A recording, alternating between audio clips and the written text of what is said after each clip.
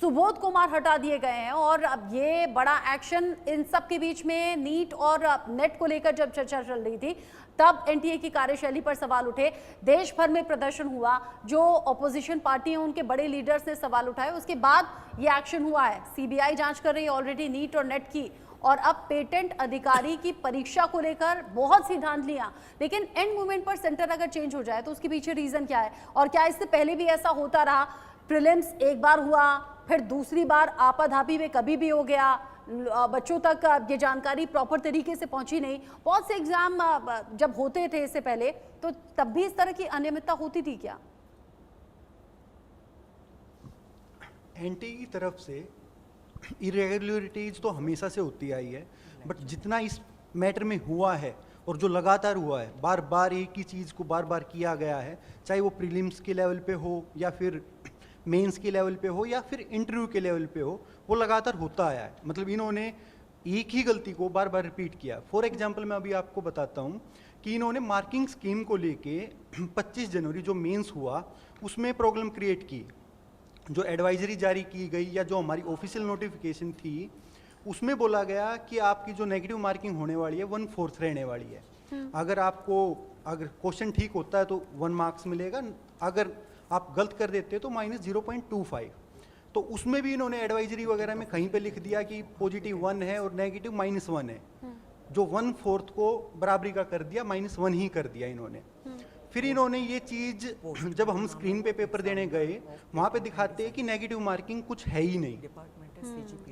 यानी negative marking को लेकर भ्रम फैलाया गया। बिल्कुल मैम।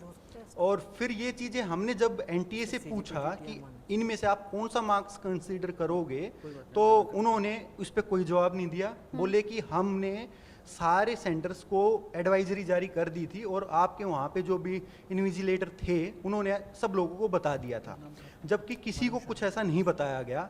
और जब उनके 25 जनवरी को ये चीज़ आ चुकी थी नॉलेज में, तो जब उन्होंने 5 फरवरी का जो एग्ज़ाम लिया उसमें ये चीज़ें दोबारा से क्यों रिपीट हुई? 5 फरवरी के एग्ज़ाम में भी यही हुआ कि जो स्क्रीन पे है वहाँ पे नेगेटिव मार्किंग 0 दिखाई गई। तो आप या तो अपनी गलती से सबक लो, बाद में सुधारो, उसको बार बार रिपीट करने की क्या जरूरत है? ये बड़ी चौंकाने वाली बातें हैं और बड़ी हैरान करने वाली बातें हैं जो स्टूडेंट्स के जरिए आज देश के बाकी स्टूडेंट्स तक, या ये कहिए 140 करोड़ देशवासियों तक पहुंच रही है। क्योंकि आप तो एक फीमेल भी हैं, फीमेल लड़कियों के आगे बहुत से स्ट्रगल होते हैं, एक टाइम पीरियड होता है, हमें सक्सेसफुल होना है, हमें ये गोल अचीव करना है। ऊपर से अगर इन सब चीज़ों को लेकर शिकायत सामने आ रही है, भरोसा डगमगाया है एनटीए से या फिर इस तरह की परीक्षाओं से? बिल्कुल मैम, भरोसा एकदम ही डगमगा गया है। क्योंकि मैम आप देख सकते हैं एनटीए जो है सिर्फ एक परीक्षा नहीं है, नीट है, फिर नेट है, देन काफ़ी सारे पोस्टपोन भी एग्ज़ाम हो गए हैं। और आपने कहा कि फ़ीमेल के लिए मैम प्रेशर एक्चुअली सब पे है, जो भी एग्ज़ाम तैयारी कर रहे हैं, चाहे वो मेल है या फीमेल है। थोड़ी बहुत हमारे लिए ज़्यादा है क्योंकि मतलब प्रेशर होता है, सोशल प्रेशर, शादी का प्रेशर, ये सब भी ज़्यादा हमें ज़्यादा फेस करना पड़ता है। बट मैम मैं यहाँ पे केस से रिगार्डिंग एक पॉइंट रेज करना चाहती हूँ कि जब मेंस का एग्ज़ाम इन्होंने दोबारा कंडक्ट कराया उन बच्चों के लिए जिनका एग्ज़ाम छूटा था, तो प्रीलिम्स का जब उन्हीं की वजह से, एनटीए की वजह से जब एग्ज़ाम छूटा गया, तो उनके लिए क्यों नहीं कंडक्ट कराया गया? तो ये सवाल एनटीए से है कि जब मेंस के लिए दोबारा एग्ज़ाम कराया गया है 5 फ़रवरी को, देन चूंकि अभी तक नीट में इस तरह की धांधली सामने आई है कि स्पेशल सेंटर चाहिए था, 62 से 69 नंबर के जो बच्चे थे सब टॉप कर गए। तो यानी आपको लग रहा है कि इस एग्जाम में भी कुछ खास लोगों को फायदा पहुंचाने के लिए सब हुआ होगा? बिल्कुल मैम, ऐसा हुआ है क्योंकि पब्लिक नोटिस के ज़रिए बहुत ही कम चीज़ें हो रही हैं। जैसे कि आप देख सकते हैं जो 5 फ़रवरी को जो एग्ज़ाम कराया गया है उसका नोटिस 6 फ़रवरी को आया है। तो ये राइट मैम, तो मैम ये तो बहुत ही शॉकिंग चीज़ है कि पहले हमें पब्लिक नोटिस दे देना चाहिए। जब आप किसी भी एग्ज़ाम में देखिए, फिर वो जो बच्चे बैठे एग्जाम में 5 फरवरी को, वो कैसे बैठे? मैम उनके पास मेल्स गए हैं, पब्लिक नोटिस कुछ भी नहीं गया है। जो कैंडिडेट्स हैं उनके पास मेल्स गए हैं, उनको मेल्स के थ्रू और मैम सोशल मीडिया के थ्रू भी उनको जानकारी दी गई है कि जिनका एग्ज़ाम छूटा है। तो फिर उन्होंने देन फिर से चेक किया और मेल चेक किए अपने, इस टाइप से उन्होंने किया है। बट मैम जो हम लोगों ने प्रेशर दिया कि आप कैसे, हम 5 फरवरी को एनटीए ऑफिस गए थे कुछ कैंडिडेट्स, तो हम लोगों ने वहाँ पे बोला कि आप ऐसे कैसे एग्ज़ाम कंडक्ट करा सकते हैं without any public notice. Then उन्होंने कहा कि तब हमारे प्रेशर क्रिएट किए, हमने मेल्स भी किए एनटीए को। देन उन्होंने उसके बाद उन्होंने 6 फरवरी को नोटिस जारी किया था। ये बहुत अपने आप में विचित्र सी बात है। आदित्य, 5 फरवरी को एग्जाम हो जाता है, लेकिन इन बच्चों के प्रेशर के बाद एक मेल करने के बाद 6 फरवरी को इसका नोटिफिकेशन, पब्लिक नोटिफिकेशन सामने आता है। ये तो अपने आप में बहुत चौंकाने वाली खबर है। और अगर इतने जो अभी हमारे स्टूडियो में स्टूडेंट्स मौजूद हैं, इनके जरिए इतनी सारी शिकायतें सामने आई हैं, तो न जाने और स्टूडेंट्स जो कोर्ट तक पहुंचे भी नहीं, वो भी इन सब परेशानियों से जूझ रहे होंगे। मैम, मैं यहाँ पे एक चीज़ ऐड करना चाहूँगी कि हम स्टूडेंट्स हैं मैम, हमारे पास टाइम की भी कमी है, क्योंकि हमारे पास दूसरे भी परीक्षाएं जो होती हैं, एग्जामिनेशन एक के बाद एक हमें तैयारी करनी होती है। और हमारे पास फंड्स की भी कमी होती है, पैसे नहीं होते हैं, क्योंकि आप जानते हैं हर एक एग्ज़ाम में चाहे वो हर तरीके के कैंडिडेट्स अवेलेबल होते हैं, देते हैं एग्ज़ाम, जैसे एससी हो गए, एसटी हो गए, ईडब्ल्यूएस, मतलब आर्थिक स्थिति अच्छी नहीं होती है। हम भी जो हाई कोर्ट तक पहुँचे हैं वो क्राउड फंडिंग के ज़रिए पहुँचे हैं। तो हमारे पास अगर हम ये फंड रेज नहीं कर पाते, अगर बच्चे हमारे साथ नहीं जुड़ते, तो हम अपने इस इशू को आज आपके सामने ला भी नहीं पाते। तो मैम, यही हमारा सवाल है कि चाहे वो छोटे लेवल पे एग्ज़ाम हो रहा है या फिर बड़े लेवल पे हो रहा है, या फिर कैंडिडेट चाहे 4-5 ही किसी भी एग्ज़ाम में बैठे, हम भी बहुत कम कैंडिडेट्स हैं इस एग्ज़ाम में। एकदम ठीक आपका कहना है, और एकदम वो बेसिक सवाल और बुनियादी सवाल हैं स्टूडेंट्स के अधिकार को लेकर। आदित्य, ये वो स्टूडेंट्स हैं जो अवेयर हैं, ये वो स्टूडेंट्स हैं जो मेल चेक करते हैं, ये वो स्टूडेंट्स हैं जो सोशल मीडिया के माध्यम से अवेयर रहते हैं, उस पर बने रहते हैं। बहुत से तो गांव देहात के ऐसे भी स्टूडेंट्स होंगे जो तैयारी तो कर रहे होंगे, लेकिन बार बार मेल नहीं चेक किया होगा, बार बार उन्होंने देखा नहीं होगा सोशल मीडिया पर जानकारी क्या है, और एग्जाम छूट गया होगा। जी बिल्कुल सही कहा आपने। मैं आपको एक चीज़ और बताना चाहता हूँ कि एनटीए कितनी परीक्षाओं का आयोजन करवाता है। लगभग 17-18 ऐसे एग्जाम्स हैं जिनका एनटीए तैयारी जो परीक्षा सेंटर वो तैयार करता है और परीक्षा लेता है। अब समझिए कि ये बच्चे ऐसे हैं जिन्होंने न्यूज़ देखा है, जिसने मेल देखा, या जिन्होंने फेसबुक, इंस्टा, जो सोशल मीडिया साइट्स है वो चेक किया है, और वो अवेयर हुए हैं कि इस तरीके का मामला कुछ चल रहा है। लेकिन जिस बच्चों को इसके बारे में जानकारी ही नहीं है, जो ग्रामीण क्षेत्र के बच्चे आते हैं जहाँ पर ऐसी परीक्षाएं होती हैं जो जिनके हाथ में इंटरनेट अभी भी नहीं पहुँच पाया है, उनके लिए क्या दिक्कतें हो सकती है, वो अवेयर ही नहीं होंगे कि हमारे भविष्य के साथ में इतना बड़ा खिलवाड़ हो रहा है। क्योंकि ये पूरी की पूरी सरकारी संरचना है, एक व्यवस्था है जिस पे हमें विश्वास होता है, जनता को विश्वास होता है, उसके साथ में उस विश्वासघात के साथ विश्वासघात होना है कितना बड़ा एक जो ट्रॉमा लेकर के आता है। जो आपके साथ स्टूडेंट बैठे हुए हैं उनसे भी बात कीजिए, सभी को बोलने का मौका मिले। और हम चाहते हैं, चूंकि एनटीए एक बार फिर से सवालों के घेरे में है, एनटीए जिस पर एक बार फिर से सवाल उठ रहे हैं, वो सभी सवाल सरकार के कानों तक भी जाएं। एनटीए, जहां सुबोध कुमार जो एनटीए के डीजी रहे, हटा दिए गए हैं, कल रात ही इस एक्शन की खबर सामने आई है। अब तो बहुत फूंक फूंक कर कदम रखना होगा आगे। जी, वरुण है हमारे साथ में, 4 साल से तैयारी कर रहे हैं, और इनका दुख जो है ये आप सुनेंगे तो आपको लगेगा कि क्या हो रहा है। वरुण बताइए। इसमें से मेन इशू ये हुआ था, आज तक नर्सरी से लेकर अब तक की एग्ज़ाम्स में हमारे साथ ऐसा नहीं हुआ कि कोई एग्ज़ाम छोटा हो और स्कूल तक ने वो एग्ज़ाम दोबारा करा दिया हो। मतलब बोर्ड में भी एग्ज़ाम छूटेगा तो सप्लीमेंट्री लगेगी, और ग्रेजुएशन में छूटेगा तो बैकलॉग आएगी। अब इसमें हुआ कि इन्होंने 5 फ़रवरी को कराया, उसके बाद 28 मार्च को एग्ज़ाम कराया। अब इंटरव्यू कौन देगा ये डिपेंड करता है कि मेंस की कट ऑफ किसने क्वालिफाई की, लेकिन इन्होंने मेंस की कट ऑफ कुछ डिसाइड ही नहीं की, क्योंकि जिन लोगों का मेंस का रिज़ल्ट आया ही नहीं है, इन्होंने उन्हें भी इंटरव्यू लेटर इशू किए थे। मेन चीज़ ये है, और हमने इन्हें मेल किया तो इन्होंने मुझे मेल पर से ब्लॉक कर दिया। ये तो बहुत बड़ी बात है। क्या बोला आपने, रिपीट कीजिए। आपने कहा जिनका एग्जाम क्लियर नहीं हुआ उन्हें इंटरव्यू का कॉल गया, उन्हें इंटरव्यू का मेल गया। यस मैम, उन्हें मेल इंटरव्यू का कॉल गया, और इतना ही नहीं, मतलब मैंने उन्हें कॉल किया तो कॉल उठाया नहीं, और उन्हें मेल किया तो हमारा मेल ब्लॉक कर दिया। और मेन इशू ये, मुझे यही नहीं पता कि मैं कितने नंबर से रह गया। और मेन इशू ये आ रहा है क्योंकि 80% आपके रिटर्न मार्क्स लेने थे और 20% इंटरव्यू लेने थे। अब इन्होंने कट ऑफ डिफाइंड ही नहीं की, तो इन्होंने मेंस और इधर की तरफ तो इन्होंने जिन बच्चों का मेंस स्कोर कम रह गया हो उधर उनकी परसेंटेज बढ़ा दियो और इधर उनके इंटरव्यू के मार्क्स इंक्रीज कर दियो, क्योंकि कुछ बच्चों के इंटरव्यू मार्क्स जितने होने चाहिए थे उससे जितने नहीं होने चाहिए थे उतने हैं।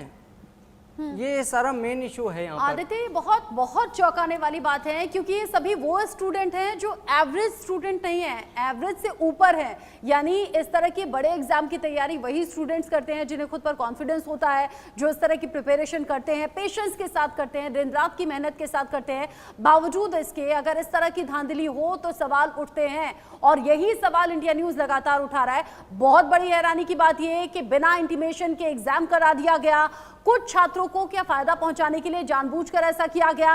एंड मोमेंट पर स्टूडेंट्स के जो सेंटर पड़े थे उन सेंटर में तब्दीली कर दी गई, यानी कि स्टूडेंट अपने उन सेंटर्स पर पहुंचे ही नहीं जहां पर एग्जाम होना था। और सबसे बड़ी बात तो ये, जिसने एग्जाम क्लियर नहीं किया उसे इंटरव्यू का कॉल आखिर कैसे पहुंचा। ऐसे बहुत से सवाल हैं। स्टूडेंट हमारे साथ लगातार जुड़े हुए हैं। अभिषेक, अगर इस तरह की धांधली इस एग्जाम में हो रही है तो नीट और नेट और न जाने कौन कौन से और एग्जाम में एनटीए की तरफ से ये सब कुछ हुआ होगा, ये लापरवाही है या जानबूझकर किया गया, क्या लग रहा है आपको? मैम, पहले हमें लगा कि ये एक ह्यूमन एरर है, हो सकता है कि ये किसी एग्जीक्यूटिव के साथ मतलब उनके तरफ से गलती हो गई हो। पर जिस तरह से चीज़ें आगे बढ़ती गई फेज दर फेज, प्रीलिम्स में चीज़ें हुई, फिर मेंस में हुई, फिर उसका री एग्ज़ाम होता है मेंस का 5 फरवरी को, उसके बाद 26 मार्च को जब रिजल्ट आ जाता है और 28 मार्च को आप गोपनीय तरीके से कुछ बच्चों का एग्ज़ाम लेते हैं, उसकी जानकारी आज तक पब्लिक नोटिस में नहीं है। रिजल्ट आ चुका है फाइनल। अब ये चीज़ें बताती हैं कि ये चीज़ें गलती अब वो नहीं है। एग्जाम भी कितना निष्पक्ष तरीके से हुआ होगा या नहीं हुआ होगा नहीं मालूम। ये तो क्लियर है, इसलिए क्लियर है कि 25 जनवरी को जो क्वेश्चन पेपर बच्चों को दिया गया था वही क्वेश्चन पेपर उस 28 मार्च के कैंडिडेट को दिया गया। तो निष्पक्षता तो रही नहीं ना इसमें। बिल्कुल नहीं। उसको सेम क्वेश्चन पेपर लिखने को मिल रहा है और एक कैंडिडेट है जो हमारे सामने है, पर ये अगर सुविधा बाकी दूसरे कैंडिडेट को मिली होगी तो वो हमारे सामने क्यों आएंगे? एक तरह से उनको फायदा मिल रहा है। ऐसे ही जैसे हमारे एक मित्र ने जो बात करी कि जो मेंस क्लियर ही नहीं किया उसको इंटरव्यू के लिए बुलाया गया। एनटीए के ऐसे 1-2 बच्चे नहीं हैं। एनटीए ने खुद बताया कि ऐसे 239 बच्चे हैं जिनके रिजल्ट क्लियर नहीं हुए थे और इंटरव्यू शुरू कर दिया गया था। ये ऐसा कैसे? ये कोर्ट केस के बाद पता चला हमें। ये जानकारी भी एनटीए ने पहले नहीं दी थी। जब हम हाई कोर्ट में, दिल्ली हाई कोर्ट में हमने कितने साल से आप तैयारी कर रहे हैं इस तरह के एग्जाम्स की, और क्या इससे पहले भी एनटीए को लेकर इस तरह की बातें सामने आती थी? इस तरह की गड़बड़ी या अनियमितता आज तक इतिहास में कभी देखने को नहीं मिली है, न तो एनटीए के इतिहास में न किसी और एग्जाम में। यहाँ पे अनियमितताएं सिर्फ नहीं दिख रही है, हमें तो दिख रहा है कि वो कुछ गिने चुने लोगों को फायदा पहुंचाया जा रहा है। जैसे मेरे पास एक एविडेंस है, एक कैंडिडेट है जिसका इंटरव्यू कॉल लेटर 26 अप्रैल को दिख रहा है कि वो उसका शेड्यूल है, यानी 26 अप्रैल को उसका इंटरव्यू होने वाला है। ये दोपहर में प्रिंट उसने लिया है स्क्रीनशॉट, और उसको 26 अप्रैल के ही रात को उसके स्कोर कार्ड में दिख रहा है रिजल्ट लेटर। मतलब इंटरव्यू इस बच्चे का हो जाता है लेकिन शाम को इसके स्कोर कार्ड में रिजल्ट लेटर ही दिख रहा। यानी ये वो स्टूडेंट रहे जिन्हें जैसा कि अभी वो दूसरे स्टूडेंट कह रहे थे, अगर हम इसे फोकस करके दिखाएं तो दिखा सकेंगे।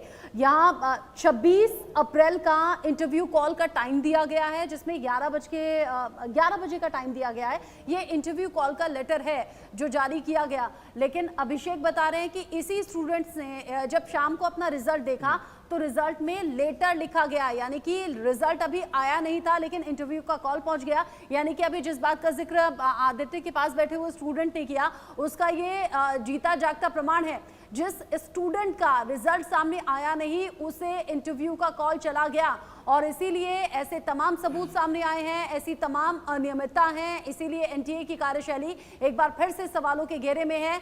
यहाँ पेटेंट अधिकारी की नियुक्ति को लेकर ऐसी कई धांधलियां हैं। और ऐसे अभिषेक कितने स्टूडेंट आपने बताया जिनका एग्जाम क्लियर नहीं हुआ लेकिन इंटरव्यू कॉल गया? ये जब जानकारी हम एनटीए से पहले पूछते रहे तो उन्होंने कभी एक्सेप्ट नहीं किया कि इस तरह की कोई चीज़ें हुई हैं। ये कोर्ट केस के बाद जब ऑर्डर आया कि हमारे ग्रीवांसेस को सुना जाए और हमें एड्रेस किया जाए, तो अपने रिप्लाई में एनटीए ने एक्सेप्ट किया कि ऐसे 239 कैंडिडेट्स हैं जिनके रिजल्ट में रिजल्ट लेटर लिखा हुआ है। क्यों है इसका जवाब तो आज क्या दिया? हाँ, क्यों है इसका जवाब आज तक नहीं हमारे पास कि क्यों है। अब 1 अप्रैल से इंटरव्यू शुरू हो जाता है तो इनको ऑल ऑफ अ सडन इनको फॉर्मल कोई ईमेल नहीं भेजा जाता है कि आपका इंटरव्यू है। इन सारे 239 में से जिन बच्चों को इंटरव्यू के लिए बुलाया गया है, ये 239 सारे के सारे नहीं है। फिर आगे भविष्य क्या होगा? मतलब 239 वो स्टूडेंट जिनका एग्जाम क्लियर नहीं हुआ, इंटरव्यू का कॉल पहुंच गया, फिर आगे होता क्या इस तरह के केसेस में? किसी स्टूडेंट से आपकी पर्सनली बात हो पाई? जी मैम, हमारे मतलब अटैच मतलब हमारे साथ वो जुड़े हुए हैं जिनके साथ ऐसा हुआ है। हाँ। मैम एक कैंडिडेट हैं जिनके साथ में हम लोग जुड़े हुए हैं, वो कहते हैं कि उनके साथ तो मैम बहुत ही ज़्यादा वो देखने के लिए मिला है कि मैम बहुत ही ज़्यादा बुरा हुआ है, क्योंकि मैम कह सकते हैं उनके पास इंटरव्यू गया था। मैम एक्चुअली ये केस जो है ये अभिषेक ज़्यादा अच्छे से समझा सकते हैं, क्योंकि वो उनके साथ पर्सनली जुड़े हुए हैं। तो आप क्या ज़रा हुआ था इस तरह तो की मैम केस में? ये तो बात अब तक जो हमारी हुई उसमें है कि प्रीलिम्स में क्या हुआ, हाँ। मेंस में क्या हुआ। प्रीलिम्स 21 दिसंबर को हुआ, कई बच्चे रह गए। 25 जनवरी को होता है, कई बच्चे फिर से रह गए। 5 फरवरी को एग्जाम होता है मेंस का वापस से, उसमें फिर से बच्चे रह जाते हैं। हाँ। और ये सारी लापरवाही और ये किसकी? सब कुछ NTA की। लापरवाही इसलिए वही हुई है क्योंकि इन्फॉर्मेशन बच्चों तक प्रॉपर टाइम से नहीं पहुंची, या इन्फॉर्मेशन जो पहले दी गई थी उसमें चेंजेस हो गए। राइट, ये एग्जामिनेशन के दौरान ये सारी चेंजेस की जा रही हैं और इसकी जानकारी बच्चों तक एडवांस में नहीं पहुंचाई जा रही है। अब इसके बाद क्या होता है कि मेंस एग्जाम हो गया, 28 मार्च को भी हो गया, 1 अप्रैल से इंटरव्यू शुरू होता है। 239 में से कुछ बच्चों को इंटरव्यू के लिए बुला लिया जाता है। अब उसके बाद ये 26 अप्रैल तक ये इंटरव्यू चलता है। एक कैंडिडेट की जानकारी हमारे तक जो पहुंची है वो ऐसा है कि वो वेस्ट बंगाल का रहने वाला है। उसका इंटरव्यू 28 मार्च को जब ईमेल भेजते हैं तो उसमें इंटरव्यू कॉल लेटर में लिखा होता है कि उसका इंटरव्यू होने वाला है 27 अप्रैल 2024 को। हाँ। उसने 28 मार्च को अपना कॉल लेटर डाउनलोड कर लिया। हाँ। और 26 अप्रैल को वो दिल्ली आ जाता है। 27 अप्रैल को जब वेन्यू पे जाता है जहाँ पे इंटरव्यू होना था, वहाँ पे उसको जानकारी मिलती है कि इंटरव्यू तो ऑलरेडी हो चुका है, 26 अप्रैल को इंटरव्यू खत्म हो चुका है। अब ये जानकारी कहाँ से मिलती है? जिस होटल में ये सबका इंटरव्यू यहाँ ओखला के एक होटल में कराया गया था, क्राउन प्लाजा में, और वहाँ जब वो कैंडिडेट पहुँचता है तो होटल के स्टाफ कहते हैं कि इंटरव्यू तो ऑलरेडी खत्म हो चुका है। अब वो कैंडिडेट जाता है NTA ऑफिस, वहाँ उसके साथ बड़ी बदतमीजी से पेश आते हैं लोग, उसको फटकारने लगते हैं कि आपने इतनी जल्दी इंटरव्यू कॉल लेटर क्यों डाउनलोड कर लिया था, आपका इंटरव्यू 21 अप्रैल को था, 27 अप्रैल को नहीं था। कैंडिडेट बहुत शॉक था कि मेरे इंटरव्यू कॉल लेटर में लिखा हुआ है कि 27 अप्रैल को है, 21 अप्रैल को कैसे हो सकता है? उसने अपना ईमेल चेक किया, ईमेल में कोई जानकारी नहीं है। फिर उन्होंने उसके साथ बदतमीजी करी कि क्या आप कान में तेल डाल करके सो रहे थे, आपने इतनी जल्दी इंटरव्यू क्यों? यानी यहाँ वो स्टूडेंट्स जो दिन रात मेहनत करते हैं, इस तरह की परीक्षाओं की तैयारी करते हैं, वहाँ परीक्षा में धांधली की खबरें भी सामने आए, धांधली के खिलाफ अगर आवाज उठाएं तो फिर उनके साथ बदसलूकी बदतमीजी की खबरें भी सामने आए। और अब पेटेंट अधिकारी की नियुक्ति वाली परीक्षा को लेकर भी इसी तरह की धांधली सवालों के घेरे में एक बार फिर से NTA है। कुछ स्टूडेंट कोर्ट का रुख कर चुके हैं, कोर्ट आगे इस मामले को सुन रहा है। इंडिया न्यूज ने एक और कोशिश की है इन बच्चों की आवाज को जरूरी संबंधित विभाग तक और सरकार के कानों तक पहुंचाने की। आगे भी ये कोशिश जारी रहेगी। आप सभी स्टूडेंट्स और साथ ही साथ आदित्य, आपका भी शुक्रिया स्टूडियो में आने के लिए और सभी ये जरूरी बेसिक सवाल उठाने के लिए। आगे इस खबर से जुड़ा जो अपडेट होगा दर्शकों तक पहुंचाएंगे। एक ब्रेक का वक्त।